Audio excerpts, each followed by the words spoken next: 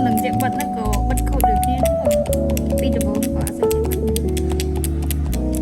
ព្រោះ pet skin នេះវាអញថាជាងបើយើងអត់ស្ដាប់បិទវាបិទជាងដោយសារតែវាចាស់តែកោដល់ហើយកោហើយល្អតាបងដាក់ទៅបិទបកដល់ចេញអូបកចេញទេឥឡូវបើយើងបិទជាងភ្លាមគឺបកអត់ចេញមកដោយសារវាស្អិតតែបើសិនយើងបិទយូរទៅវាយូរ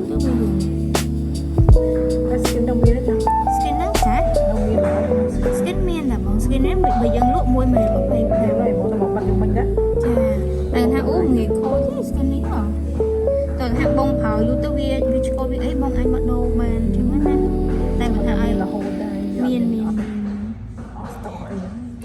តែគាត់ថាធម្មតាហ្នឹងទៅពេលដែលយើងលក់ទៅពេលខ្លះវារៀងអស់ stock ដែរតែនៅតែចូលមកវិញឯង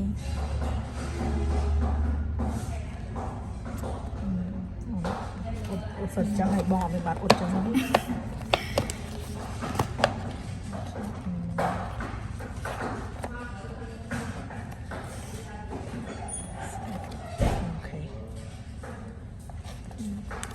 ចាំបាន ចាហើយ អូដុំនេះដែរហ៎ ចានិយាយទៅគេអត់ឲ្យមកខ្សែដល់ដូចគ្នាពេលដែលយើងដាក់មកដំបូងវាចេញតែ QR code នេះប្រាប់ហើយ sure កុំឲ្យយើង scan ហ៎ ចាដល់ឲ្យយើង scan ដូចបាក់បងចឹង អូខេអត់អី